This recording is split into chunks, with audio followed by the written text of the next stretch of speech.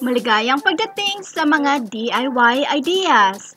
Meron uli akong bagong scarf tutorial video at itong gawa ko ay double crochet ang gamit ko at ito ay my wonderful autumn colors from blue, green, then yellow, orange. So ito yung yarn na gamit ko, ang creative Rigorito from Rico Designs. Gumamit ako ng 150 grams. Dito 100 grams pero gumamit ako ng 1.5 na isa at kalahating bola ng yarn. So 150 grams total. So ito ay 100 grams, 280 meters at gamit ko ay 5 hook size number 5 at ipapakita ko sa inyo kung paano ko ito ginawa. So ito yung dalawang bola kong yarn at nagsimula ako dito sa dark blue hanggang dito sa yellow. Tapos after ng yellow ay kasunod nito yung eto dito sa labas ng orange na part. Okay, so dito tayo magsimula. So eto uli yung creative Rigorito sa hook size number 5, 100 grams, 280 meters. So, ito ay 55% polyacryl at 30% nylon, 10% wool, 5% mohair. So, magsisimula na tayo. So, dito tayo mag-umpisa sa dark blue na end.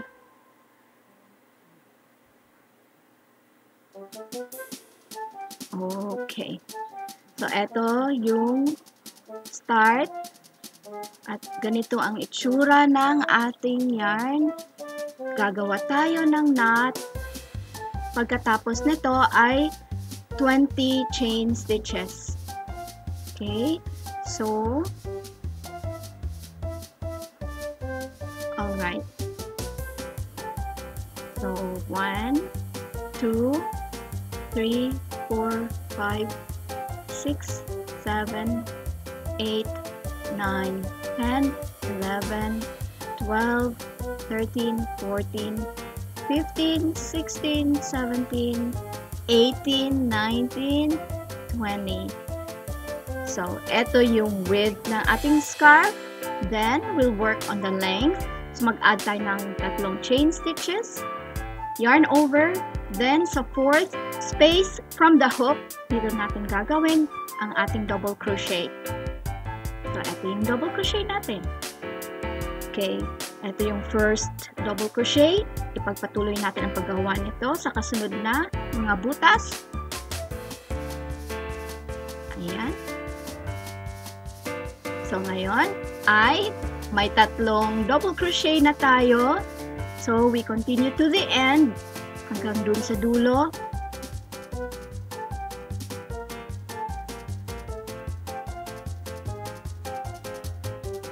Okay. So, eto na yung itsura ng ating first row ng double crochet. Tapos ay gagawa tayo ng 3 chain stitches. 2, 3. Tapos turn it over. At dito sa first space ay gagawa tayo ng double crochet. Dito. Ayan. So, eto yung first double crochet na tong ating second row. Then, sa kasunod na space, hanggang sa makarating tayo sa dulo. At andito na ang second row natin. So, nag-a-alternate yung spaces at double crochet stitches natin. At ang sarap pa ng feeling sa kamay. Then, gagawa tayo ng next row natin, yung third row. So, may 3 chain stitches tayo. At sa first space ay gagawa ng double crochet. So, eto.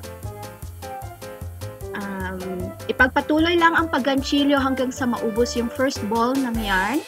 At babalikan ko kayo maya-maya. Okay, at andito na yung nagawa ko from the first ball of yarn. Ito yung blue, then yung green, tapos yung first na yellow, at ito yung second na yellow. So, idudugtong natin tong pangalawang yarn at dito tayo sa labas magsisimula dito sa dark orange na ito at mag-i-end tayo sa light orange na part dito. So, eto, tatanggalin na natin yung papel at okay. So, yung pagpalit ng kulay ay parang ganito lang nitong blue at green.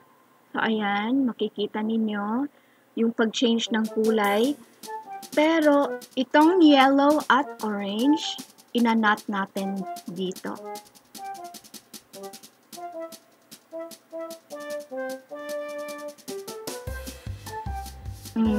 Okay na. So, i-continue lang natin ang pag-gantsilyo.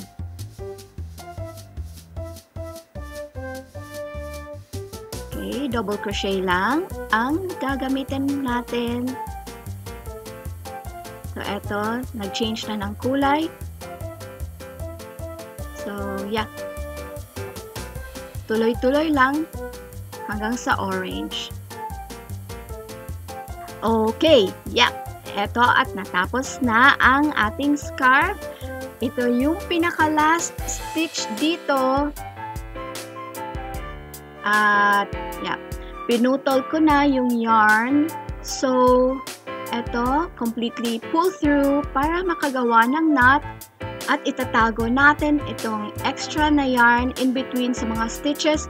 So, pati na rin dito sa ating start na extra na yarn, itatago natin yan para maging malinis yung gawa natin. So, napaka-colorful na tong scarf natin at napakahaba din nito. Sana ay nagustuhan ninyo ang videong ito at bibigyan kami ng thumbs up. Huwag kalimutang mag-subscribe sa aming channel at isulat ang inyong mga komento dito sa ibaba. Yeah, so hanggang sa muli! Magkita-kita ulit tayo. Yep, paalam! Cheers!